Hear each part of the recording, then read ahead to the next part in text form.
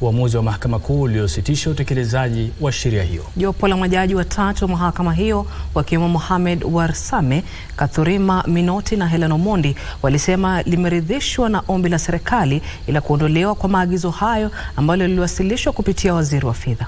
Halikadhalika, mahakama hiyo ilisema kwamba imeridhishwa na ombi la waziri wa fedha kupitia wakili mkuu wa serikali kuondolewa kwa maagizo hayo yaliyotolewa tarehe 10 mwezi Julai ya kusitisha utekelezaji wa sheria hiyo. Uamuzi huo unamaanisha kuwa wafanyikazi wa umma watawajibika kulipa ada ya nyumba ya asilimia 1.5 ya mshahara kuanzia mwishoni mwa mwezi huu, bali na utekelezaji wa ushuru wa mafuta wa asilimia 16.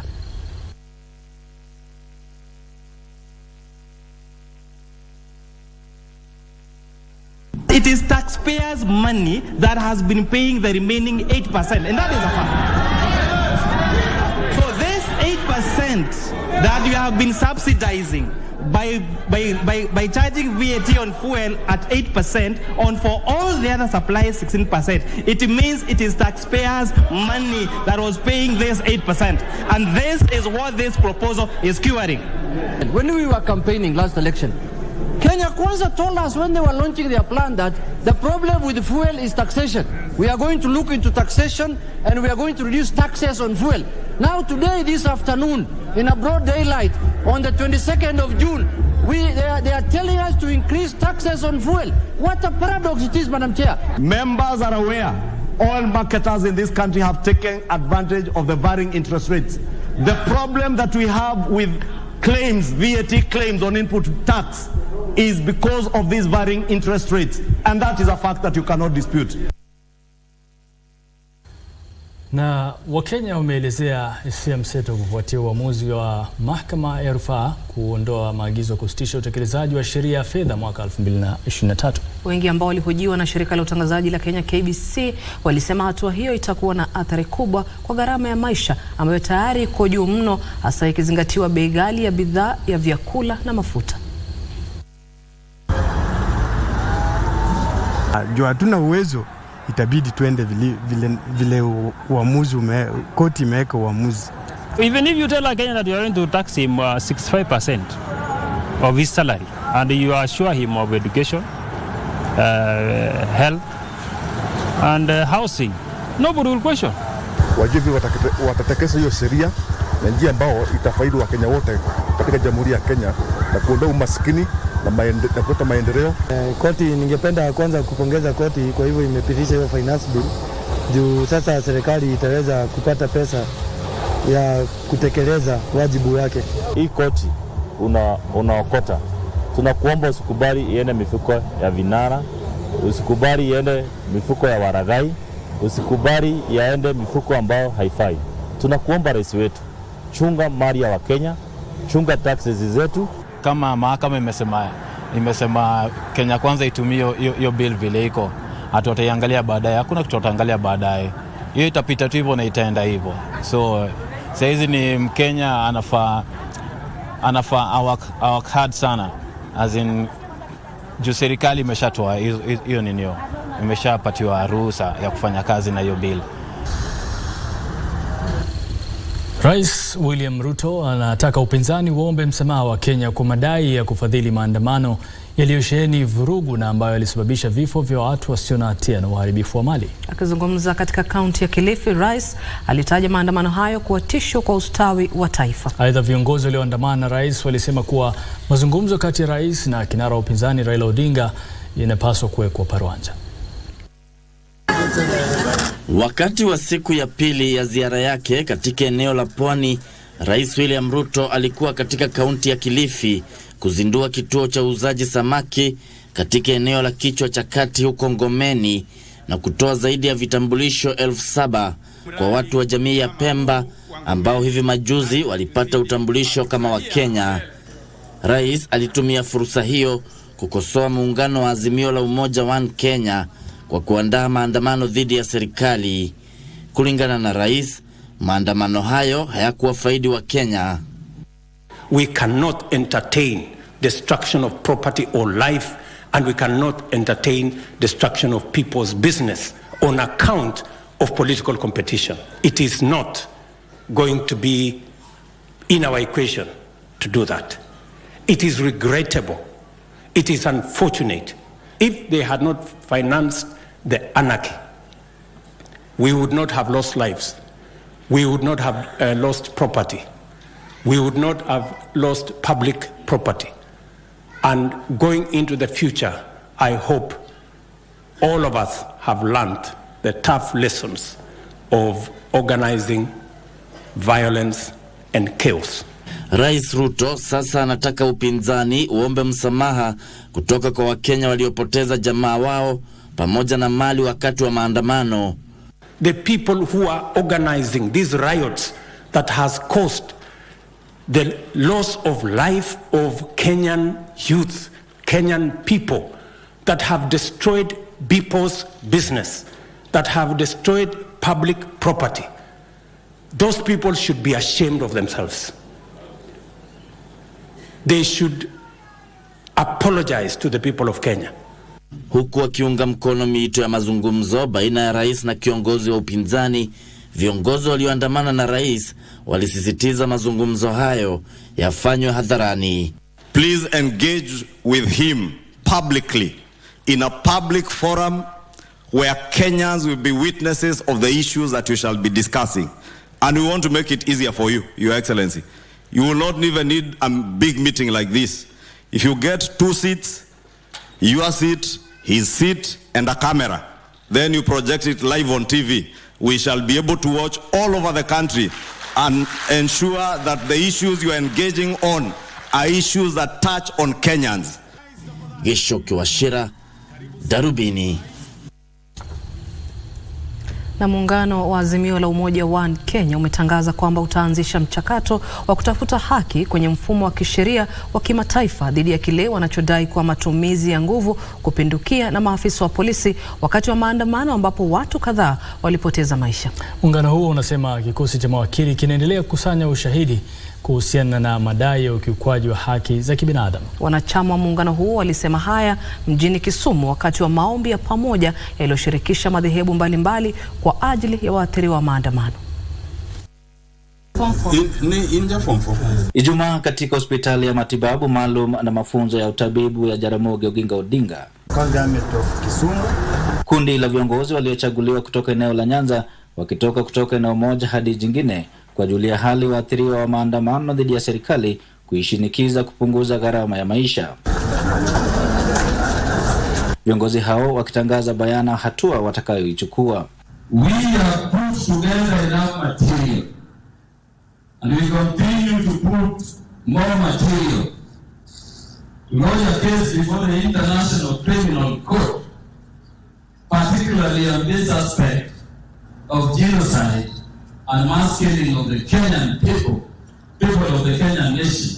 Wakiongozwa na wabunge yule wa Rarieda na Homa Bay Town, Otinde Amolo na Opondo Kaluma mtawalia, wabunge hao wa upinzani walisema wameunda kundi la mawakili kukusanya ushahidi wa yale waliotaja kuwa matumizi ya nguvu kupita kiasi na maafisa wa polisi ili kufanikisha kesi hizo. Our observation from their own statements which we have recorded and which we will be swearing affidavits in accordance is that all of them have suffered various injuries. Most of them gunshot wounds. Others have suffered injuries in terms of broken legs, broken hands, broken skulls. We are going to launch a petition with the African Union to open or establish the Office of Special Envoy to investigate police brutality in Kenya. International community, please, we are your friends. It is not about Raila, it is about Kenya. Come and help us. Viongozi hao walihoji uhalali wa utendakazi wa maafisa wa usalama wakati wa maandamano. Wycliffe Okech, Darubini, Wikendi. Na taarifa hiyo inatupeleka katika hatma ya awamu ya kwanza ya taarifa zetu hapa KBC. Mengi zaidi ni baada ya muda usiokuwa mrefu. When we portray Kenya positively, we will have the economy growing, and each one of us, the newspaper, electronic media, the manufacturers, we will indeed prosper. Let us market our country as a country where you can invest and get a good return on your investment. But it is a country you can bring your family and feel safe. But it is a country where people love one another.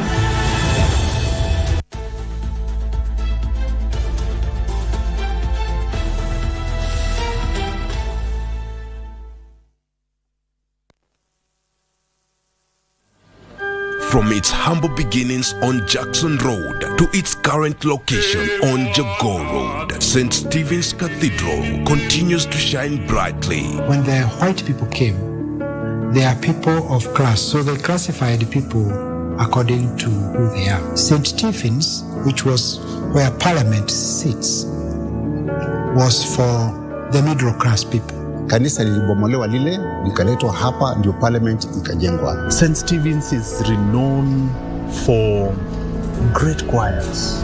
Over the years, St. Stephen's was also known as the largest church by then. Join us this Sunday for a special service as we celebrate the remarkable legacy of St. Stephen's Cathedral, live on KBC Channel 1 from 11 a.m.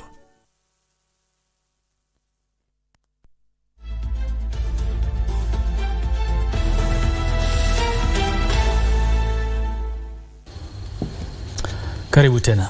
Muungano wa Azimio la Umoja One Kenya umetaja kuondolewa kwa maagizo ya kusitisha utekelezaji wa sheria ya fedha mwaka 2023 kuwa njama ya kuwarundikia Wakenya mzigo wa ushuru. Wakati wa ibada ya maombi ya madhehebu mbalimbali katika kituo cha Kalonzo Musyoka jijini Nairobi, viongozi wa upinzani walitangaza kuwa watatafuta haki kwa waathiriwa wa visa walivyodai kuwa vya kikatili dhidi ya waandamanaji vilivyotekelezwa na maafisa wa polisi wakati wa maandamano yao.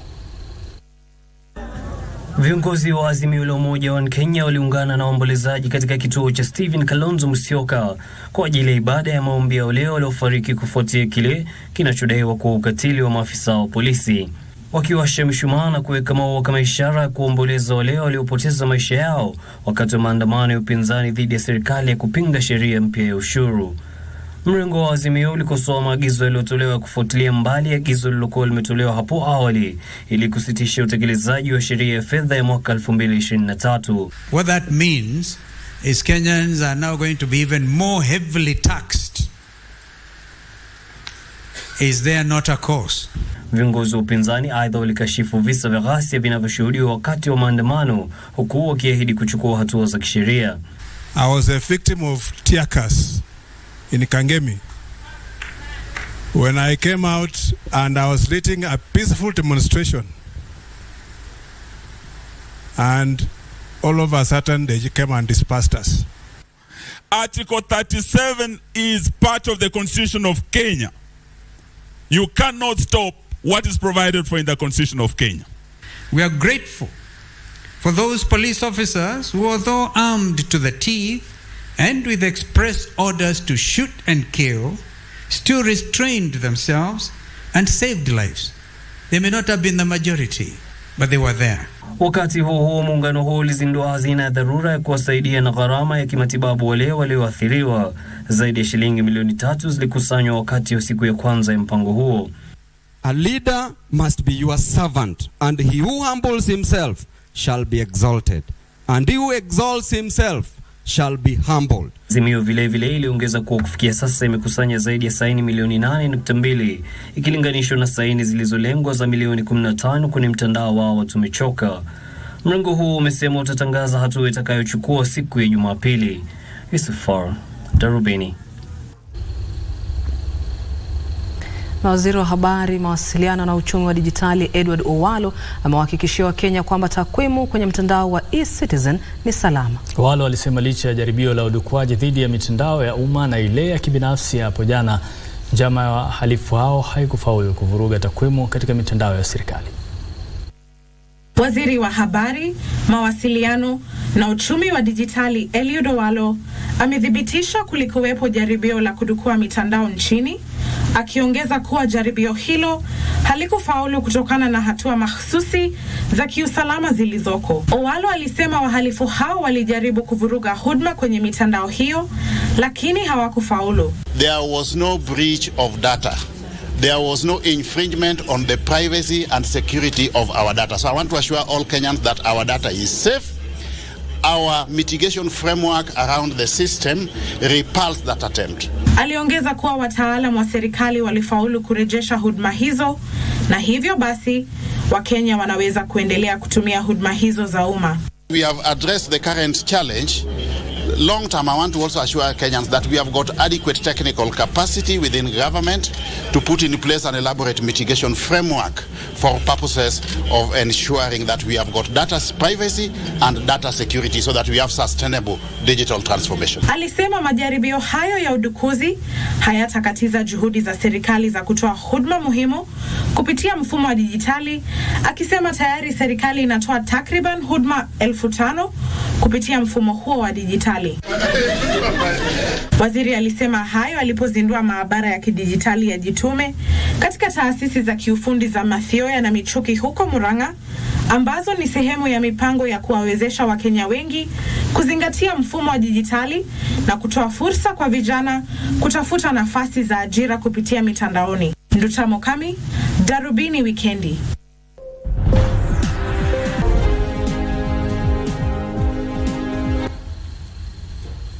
Na tukisonga mbele, mtazamaji, serikali inashirikiana na mashirika husika kurejesha kamilifu huduma zote pamoja na mitandao iliyolengwa na wadukuzi. Akiongea baada ya kuzuru kituo cha kitaifa cha ushirikishi wa shughuli za kukabili udukuzi wa mtandao, katibu wa mawasiliano na utangazaji Profesa Edward Kisiang'ani alisema baadhi ya huduma za mitandao bado sio dhabiti, lakini huduma zote za serikali zinatolewa kupitia mitandao zitarejelewa kama kawaida kuanzia kesho. Hayo na mengine zaidi yanajiri kwenye mseto wetu wa habari za biashara. Maafisa wakuu wa Wizara ya Habari, Mawasiliano na Uchumi wa Dijitali wakiongozwa na Katibu wa Mawasiliano na Utangazaji Profesa Edward Kisiang'ani, Mkurugenzi Mkuu wa Halmashauri ya Mawasiliano nchini Ezra Chiloba na Kaimu Mkurugenzi Mkuu wa Shirika la Utangazaji la KBC Samuel Maina walikuwa wakizuru kituo cha taifa cha ushirikishi wa shughuli za kukabili udukuzi wa mitandao. Mashirika hayo yanashirikiana katika juhudi za kuzuia na kutambua visa vya majaribio ya udukuzi kwenye mitandao kadhaa nchini. Walisema visa vya udukuzi vimekithiri, huku zaidi ya visa milioni 11 vikinakiliwa katika muda wa mwezi mmoja uliopita. The most important thing is whether the country has the capability to deal with the attacks. We can't stop those attacks from coming in. Do we have the capability? Yes, 100%, probably 110%. So the public shouldn't worry about it. Is Kenya prepared to deal with them, to mitigate any negative impact that is likely to arise? And we can say that on a daily basis we do that, and that's why this digital space has been operating efficiently and effectively. Wakati wa ziara hiyo, takwimu kwenye kituo hicho zilithihirisha kuwa visa 958,855 vya udukuzi hugunduliwa kila siku. Profesa Kisiang'ani alisema serikali iko katika harakati za kurejesha huduma zote za umma ambazo hutolewa kupitia mitandao. Where there were hitches, by tomorrow everything will be back. We are happy. We've actually turned the corner. We are out of that risk area. Akiwahakikisha Wakenya kuwa udukuzi huo haukufaulu, Profesa Kisiang'ani alisema kuwa usalama wa mitandao unaimarishwa. I cannot sit back and say the infrastructure we had 10 years ago will continue working for the next 20 years. Our job as government is to make sure we upgrade this infrastructure every other time, and whenever we have threats like this, missiles being launched, we must upgrade our infrastructure.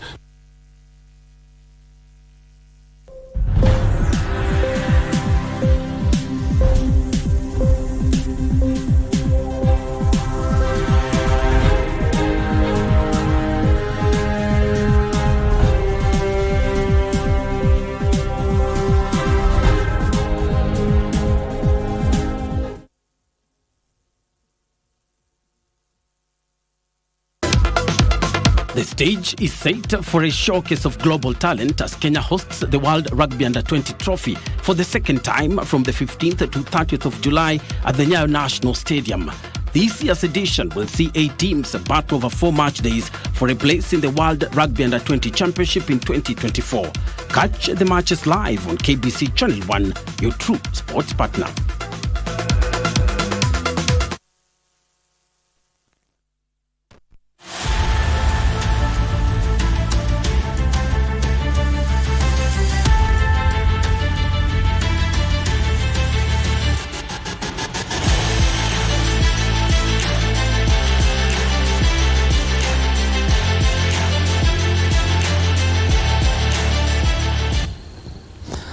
Timu ya taifa ya mchezo wa kriketi, wachezaji wenye umri chini ya miaka 19 leo iliboresha matumaini yao ya kufuzu katika kombe la dunia baada ya kuandikisha ushindi wao wa pili katika mashindano ya kriketi ya wavulana barani Afrika nchini Tanzania. Timu hiyo inayofunzwa na Jafeth Erongo ilishinda Uganda kwa mikimbio 23 katika uwanja wa Gymkhana jijini Dar es Salaam. Uganda iliamua kuzuia mpira na kujipatia mikimbio 55 kwa wiketi 10 katika overs 31.2. Timu ya Kenya kwa upande wao ilifanya mashambulio makali na kuandikisha mikimbio 79 katika wiketi 10 kwenye overs 41.5. Timu hiyo ya humu nchini inanuia kufuzu kwa mashindano ya dunia ya kriketi ya wachezaji wasiozidi umri wa miaka 19 duniani kwa mara ya kwanza tangu mwaka 2008 nchini New Zealand. Timu 6 zinashiriki katika mashindano hayo ya Jumamoja, ambapo mshindi atajinyakulia nafasi ya kuliwakilisha bara Afrika katika mashindano ya dunia yatakayoandaliwa nchini Sri Lanka.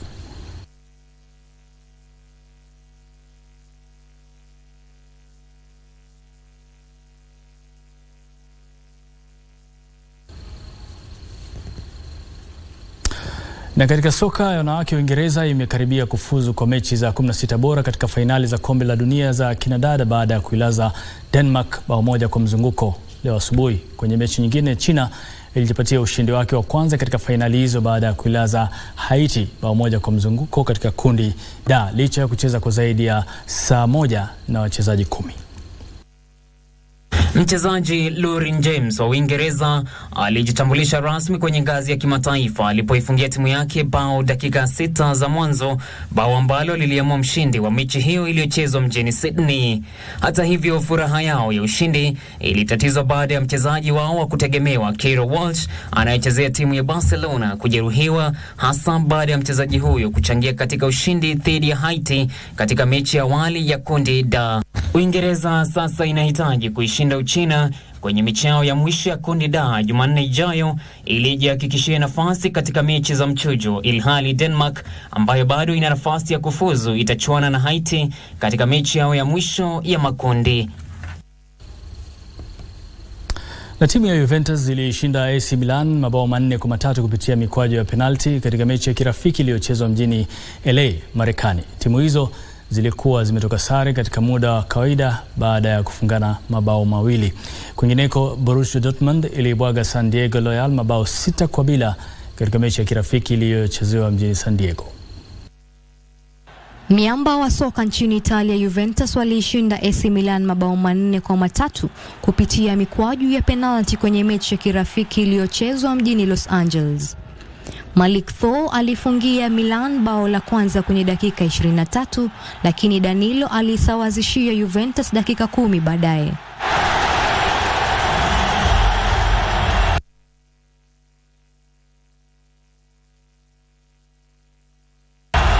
Milan ilichukua uongozi dakika chache kabla ya mapumziko kupitia bao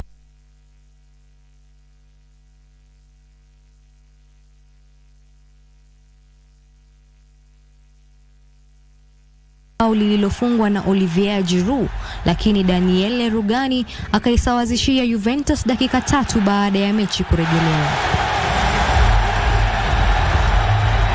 Mechi hiyo iliamuliwa kupitia mikwaju ya penalti ambapo Juventus ilifunga mabao 4 ilhali Milan ikafunga penalti 3. Kwingineko, Borussia Dortmund ilichabanga San Diego Loyal mabao 6-0 kwenye mechi ya kirafiki iliyochezwa mjini San Diego. Julien Duranville na Yusuf Famukoko walifunga mabao kwenye kipindi cha kwanza na kuipa Dortmund uongozi wa mabao 2-0 kufikia kipindi cha mapumziko. Stark und belohnt das Ganze auch mit Mabao 4 yaliyofungwa na Marco Reus kwenye dakika ya 60, Thomas Munier kwenye dakika ya 62, penalti iliyopachikwa wavuni na Sebastian Haller na bao la kipekee lililofungwa na Paul Philippe Besson kwenye dakika ya 89 yaliipa Dortmund ushindi mkubwa wa mabao 6-0. Nochmal einen Treffer durch Besson.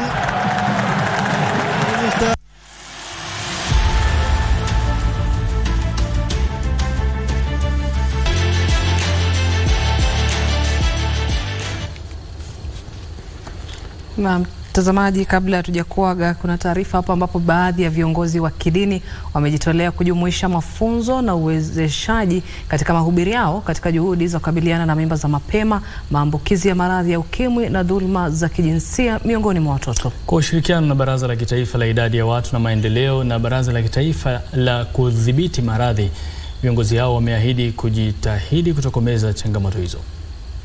Daktari Mohamed Sheikh ambaye ni mkurugenzi wa Baraza la Kitaifa la Idadi ya Watu anasema kuwa licha ya mimba za utotoni kupungua kutoka 18% mwaka 2014 hadi 15% mwaka 2022 humu nchini, takwimu zinaashiria kuwa visa hivyo vimeongezeka katika kaunti za Samburu na Meru.